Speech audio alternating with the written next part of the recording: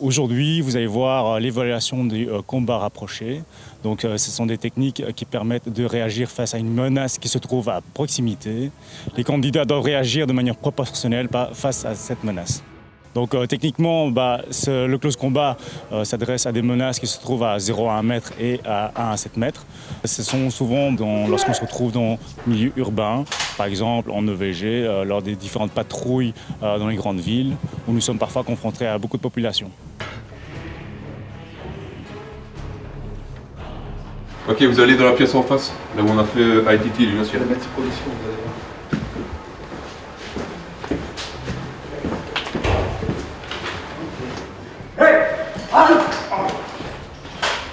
Ce qui est difficile, du moins pour les candidats, c'est jauger rapidement la situation. Donc, vu que ce sont des menaces qui se trouvent à proximité, ils doivent réagir de manière proportionnelle. Et ça, jauger rapidement la situation, ça doit faire partie de beaucoup d'expériences. Donc, pour les candidats, du moins, ils auront difficile au début à évaluer la menace ou à jauger la situation. Halte maintenant. Reculez. À genoux. Couchez-vous et jetez votre arme vers moi. Écartez les mains et les jambes. Voilà, on ne bouge plus maintenant. Ses mains est à même pas 10 cm de là. Attention à ça. Ok, réaction initiale. Personne n'y prend. Attention, votre environnement, c'est la même chose que le candidat précédent. Vous savez d'où vous venez, vous savez quel est le cage d'escalier. Position stable du corps, il n'y est pas, vous savez. Sinon, instruction. Allez-y, levez. On doit vous entendre, tout le monde doit vous entendre. Ouais. Au moins, ils sauront que vous faites agresser. Ça va okay, ça. Donc, et du dash. Hein. Comme d'habitude. Bon, on va rentrer dedans. Ouais. Venir ici. Vous voyez la porte quand on est fait les glaces avec Titi hier? Oui. C'est dans le couloir.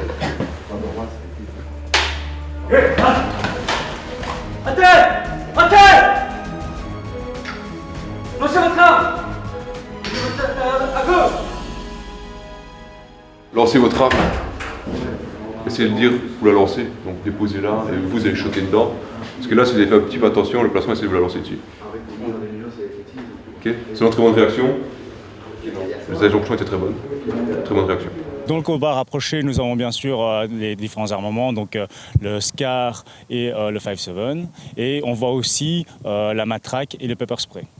Donc ça, nous recevons bien sûr lorsqu'on est en opération à Bruxelles, en OVG à Bruxelles ou les différentes grandes villes. Nous avons ces différents moyens pour intervenir sur les menaces.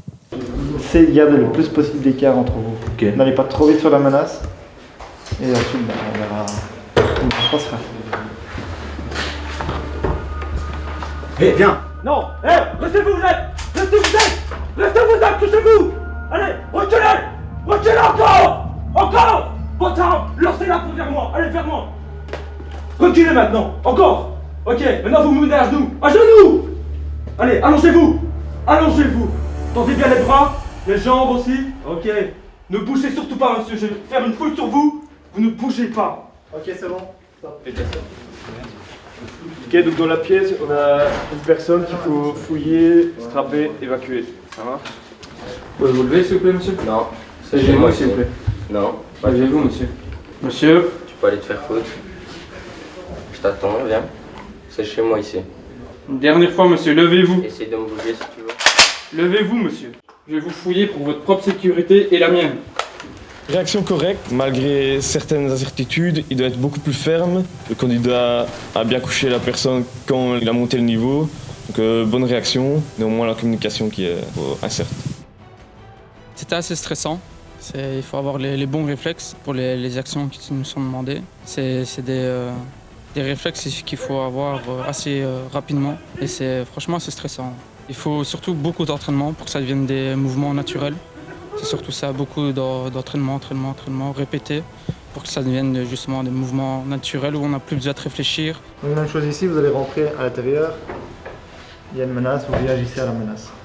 Vous savez expliquer dans vos injonctions. C'est d'office que c'est une menace? Ah, je sais pas, ça va voir. On a reçu des cours théoriques, pratiques. Il faut modérer la violence par rapport à la personne qui nous agresse ou quoi.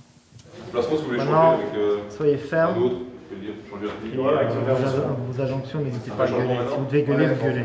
D'accord? Vous réagissez par rapport à ce qui se passe à l'intérieur. Monsieur, halte! Halte! Halte ici! Au sol! Bon, ici, c'est considéré comme une matraque. En vrai, imaginez, il a une grosse batte, il vient de vous taper dedans, vous êtes déstabilisé.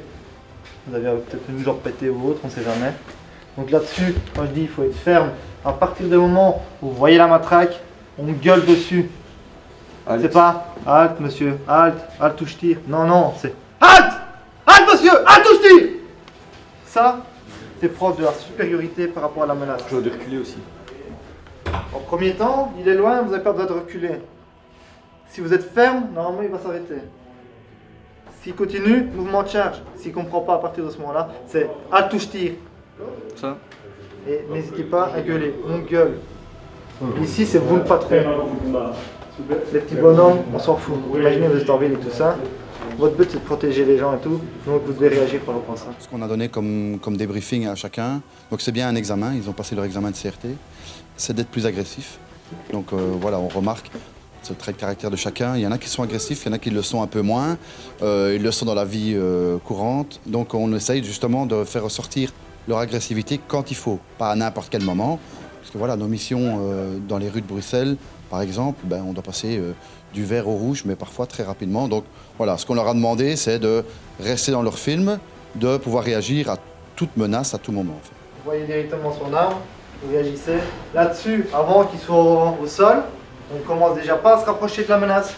On essaie de garder, tant qu'il n'est pas au sol, vous gardez le plus possible d'écart, on ne sait pas ce qu'il pourrait faire. Ok. Imaginez, il fait semblant de se baisser, vous n'êtes plus qu'à 1 mètre, et il vous saute dessus, vous êtes pris avec. Ah.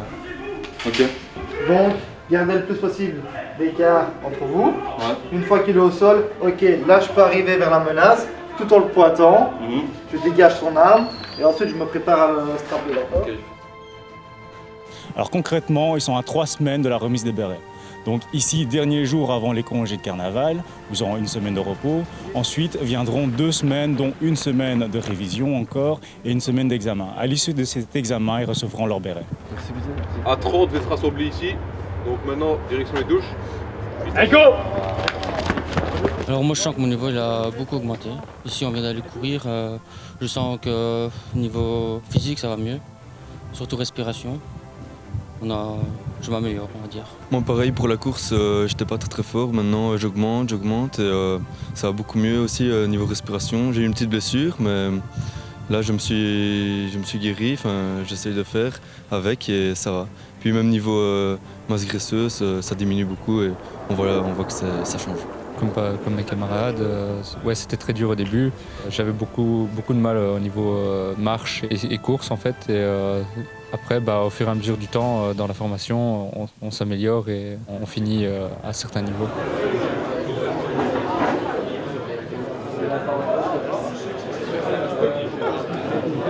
Ok, donc vous êtes ici pour assister à un cours pratique. Nous allons voir les lunos. Donc dans un premier temps, on va les voir ici sur le terrain, voir un petit peu ce que contient la pochette et l'utilisation de la lunos. Ensuite, on donnera les données techniques et toutes les données un petit peu plus numériques lors d'un cours en classe prévu ultérieurement. Ok? Ok, à notre disposition, nous avons 5 lunos. Est-ce que vous savez ce que c'est les lunos? Il y en a qui ont aucune idée de ce que c'est. Certains cadres avaient des moyens de vision nocturne. C'est pourquoi on vous remarquait à une certaine distance. Donc on vous voyait dans le noir. Alors, dans la pochette en elle-même, la coche transport. Voilà comment ça se présente. Dans la partie inférieure, vous avez le mounting pour tête. Hop. Un endroit pour les piles et pour différents fils que vous n'utiliserez pas. La lunos, voilà à quoi ça ressemble. Okay. Vous aurez l'occasion de manipuler par la suite. Là, vu pour tout le monde, on laisse la petite protection ici à l'avant. parce qu'il ne fait pas encore nuit, pour éviter de griller le système qui est à l'intérieur. Ça va, c'est compris pour tout le monde, ça c'est important.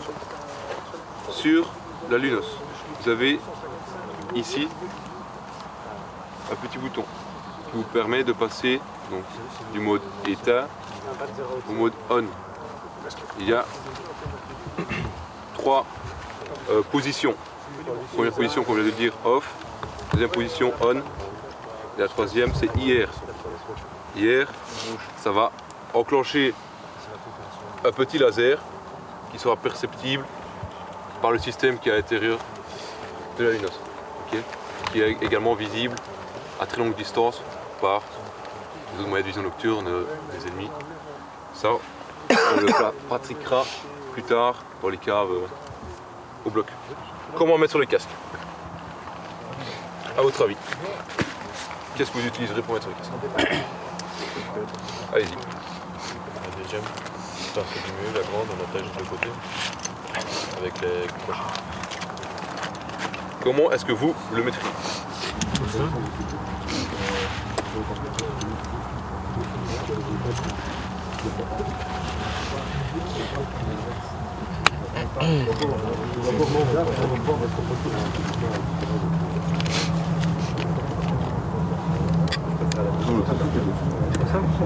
Elle rejoint la partie là, c'est pour resserrer, pour éviter que le mounting casque se desserre, puis vous vous retrouviez avec un truc là-bas comme ça, qui pend et qui ressemble à rien.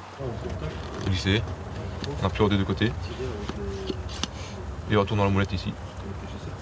Vous verrez que ça rapproche les optiques de vos yeux.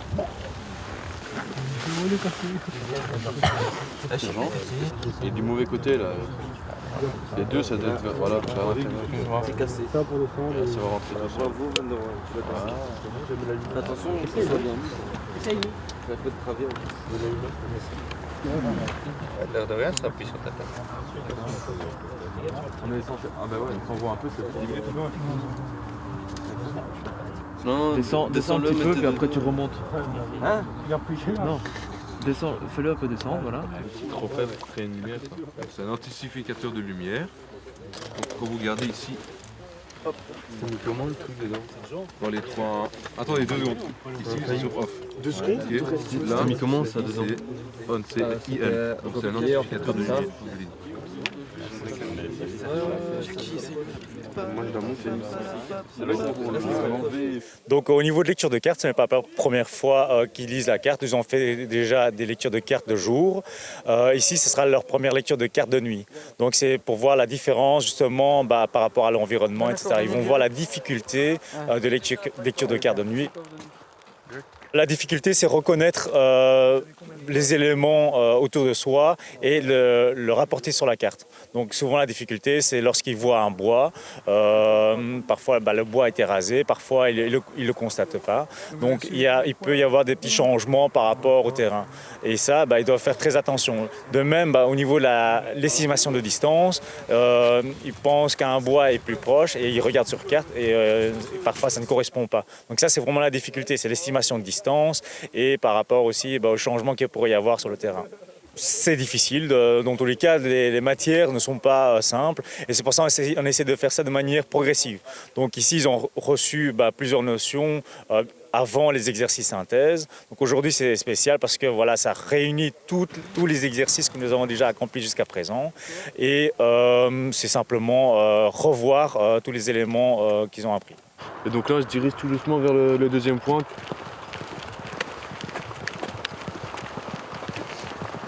Ici, on est au niveau du point où devrait se trouver la rubalise. D'accord. Et donc, on sait qu'elle est dans cette zone et donc on la cherche en fait. Vous la cherchez. Et c'est quoi la difficulté ici avec la carte? Vous trouvez pas ici, Qu'est-ce qui est difficile pour toi dans la lecture de carte là, en pleine nuit? En pleine nuit, c'est surtout le noir, donc il faut chercher après la rubalise dans le noir. Et tu n'as pas de point de repère pour te repérer sur la carte, c'est ça que tu veux dire? Ouais, c'est beaucoup plus dur parce qu'on voit moins bien les différents points de repère, le terrain. Donc maintenant, ce que vous faites, vous comparez. Non, d'abord vous comparez avec tout le monde pour voir si vous avez tous le même point. Comme ça, s'il y en a un qui s'est trompé, on corrige. Ok, c'est pour ça que tout le monde doit regarder le point. 83. De manière générale, on est satisfait, il y a un bon cru. Il est clair que voilà, on peut déjà voir les gens, certains se démarquer par rapport à d'autres, mais c'est un bon cru de manière générale.